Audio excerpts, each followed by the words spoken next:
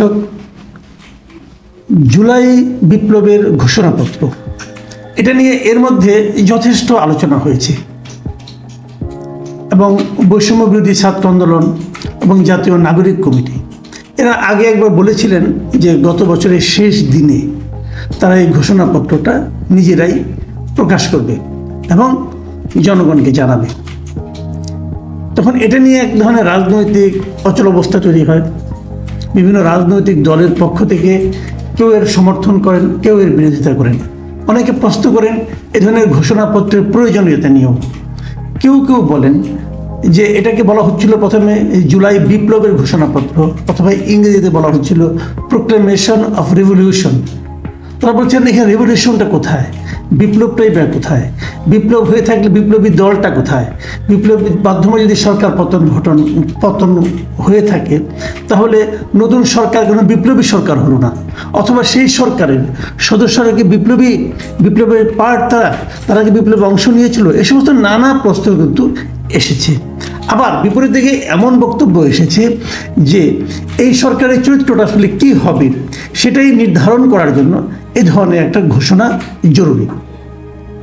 সে যাই হোক, তারপর হঠাৎ করে 31 তারিখের আগেটা 33 তারিখে সরকারের পক্ষ থেকে ঘোষণা দেওয়া হলো যে তারা নিজেরাই একটা এ ধরনের ঘোষণাপত্র প্রকাশ করবে এবং সেটা তারা করবে সকল রাজনৈতিক দল এবং বিভিন্ন শ্রেণী পেশার লোকের সঙ্গে বসে জাতীয় ঐকমত্যের ভিত্তিতে তারা একটা ঘোষণাপত্র প্রকাশ করবে।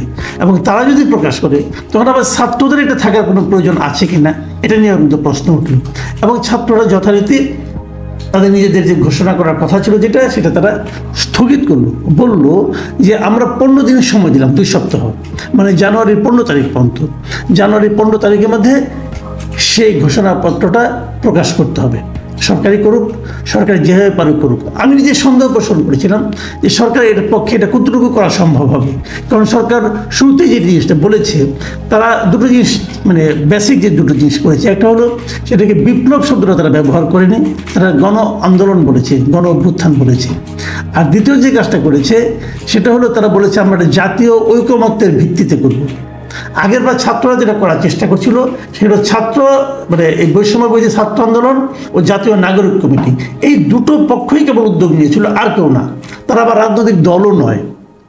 তো এরকম অবস্থায় নতুন করে জাতীয় ঐক্য প্রতিষ্ঠার মাধ্যমে, জাতীয় ঐক্যের মাধ্যমে সরকার কতটুকু করতে পারবে, এটা নিয়ে কিন্তু নানা ধরনের বিতর্ক থাকবে আমি মনে করি, এবং আগামীতেও থাকবে। এবং আমি এখনও মনে করি এই কাজটা করা একটা দুরূহ কাজ হবে সরকারের জন্য। সরকার কতটুকু পারবে আমি জানি না। তবে যে জিনিসটা খুবই লক্ষণীয়, যে যারা এটা উদ্যোগটা প্রথম নিয়েছিল, জাতীয় নাগরিক কমিটি এবং বৈষম্য বিরোধী ছাত্র আন্দোলন, তারা কিন্তু এর মধ্যে এটা নিয়ে সাধারণ মানুষের কাছে গিয়েছে এবং তারা মানুষের মধ্যে লিফলেট বিতরণ করছে এই ধরনের একটা প্রোক্লেমেশন প্রকাশ করার জন্য, যাতে নাকি তারা সবাই, যাতে সাধারণ মানুষরা এক্ষেত্রে তাদেরকে এক ধরনের সমর্থন দেয়। প্রশ্ন হচ্ছে যে লিফলেট যে বিতরণ করছে সেখানে তারা কি বলছে? সেখানে মূলত অনেক কিছু লেখা আছে। মূলত যে বিষয়টার উপর তারা গুরুত্ব দিয়েছে, তারা 7টা দাবি উল্লেখ করেছে। তারা বলেছে যে সরকার জাতীয় ঐকমত্যের ভিত্তিতে যে ঘোষণাপত্রটা প্রকাশ করবে তাতে যেন এই 7টা বিষয় উল্লেখ থাকে, এই যাদের দাবি। এই 7টা দাবি কি কি আমি আপনাদের একটু সংক্ষেপে একটু বলতে চাই। যেমন একটা হলো জুলাই অভ্যুত্থানের শহীদদের রাষ্ট্রীয় স্বীকৃতি এবং দ্রুত সময়ের মধ্যে আহতদের বিনামূল্যে রাষ্ট্রীয়ভাবে সুচিকিৎসা দেওয়ার প্রতিশ্রুতি স্পষ্ট করতে হবে। তো রাষ্ট্রীয় স্বীকৃতি ব্যাপারটা কি? মানে এটা হলো কি আমাদের অনেকটা মুক্তিযোদ্ধাদের যেরকম রাষ্ট্রীয় স্বীকৃতি দেওয়া হয়েছিল, ঠিক সেই ধরনের স্বীকৃতি যদি হয় এটা আমি মনে করি ভালো। আবার দ্রুত সময়ের মধ্যে আহতদের বিনামূল্যে রাষ্ট্রীয়ভাবে চিকিৎসা প্রতিশ্রুতি, এটা প্রতিশ্রুতি কেন? এটা চিকিৎসাই দেওয়া উচিত। কিন্তু প্রতিশ্রুতির সুযোগটা কোথায়?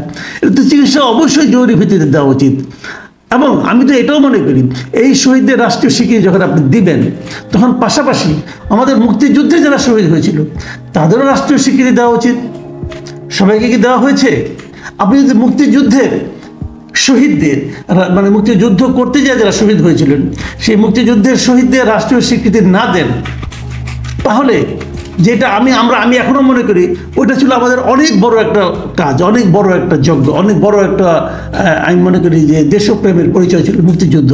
সেই মুক্তিযুদ্ধের শহীদদের যদি রাষ্ট্রীয় স্বীকৃতি আপনি না দেন এবং কেবল জুলাই অভ্যুত্থানের স্বীকৃতি দেন, তাহলে কিন্তু বিষয়টা নিয়ে একটু ঝামেলা পাকাতে পারে। তখন প্রশ্ন উঠতে পারে যে কোনটা বড়, এটা সর্বশেষ হয়েছে বলে কি আগেরটা বাদ হয়ে যাবে, এবং আগেরটা কি এত আগে হয়েছে যেটা করা সম্ভব নয়, ওটাও করা সম্ভব। আমি মনে করি ওটাই আগে করতে হবে, তারপরে এটা করা যেতে পারে। এটাই দাবিটা নিয়ে আমার কোনো আপত্তি নেই, তাদের স্বীকৃতি ব্যাপারটা আপত্তি নাই, কিন্তু মুক্তিযুদ্ধের শহীদদেরও স্বীকৃতি দিতে হবে। দ্বিতীয় যে কথাটা বলা হয়েছে যে বৈষম্য বিরোধী ছাত্র আন্দোলনের নেতৃত্ব পরিষ্কারভাবে উল্লেখ করতে হবে, এই জায়গাটা নিয়ে আমার মনে হয় বড় একটা ঝামেলা হবে। কারণ রাজনৈতিক দলগুলো কিন্তু মনে করে যে জুলাই অভ্যুত্থানটা কেবল জুলাইয়ের উপর ডিপেন্ডেন্ট না, এই জুলাইয়ের যে সাফল্যটা এসেছে, যে অভ্যুত্থানের মাধ্যমে, যে গণ অভ্যুত্থানের মাধ্যমে হাসিনা সরকারের পতন ঘটেছে, হাসিনা নিজে পালিয়ে গেছেন, সেই অভ্যুত্থানটা ভিত্তি আসলে রচিত হয়েছে পূর্ববর্তী 1.5 যুগে, 16 বছরে অথবা 15 বছরে। এবং এই পুরো সময়টা জুড়ে দেশে বিরোধী দল, বিভিন্ন মুক্তবুদ্ধির যারা চর্চা করেন তারা, এবং বিভিন্ন সংগঠন ক্রমাগত সরকারের বিরুদ্ধে যে আন্দোলন করেছে, সেই আন্দোলনের মাধ্যমে সাধারণ মানুষের মধ্যে যে চেতনা জাগ্রত হয়েছে, মানুষের মধ্যে যে ক্ষোভ পুঞ্জীভূত হয়েছে, তারই বহিঃপ্রকাশ ঘটেছে এই জুলাই আগস্টে।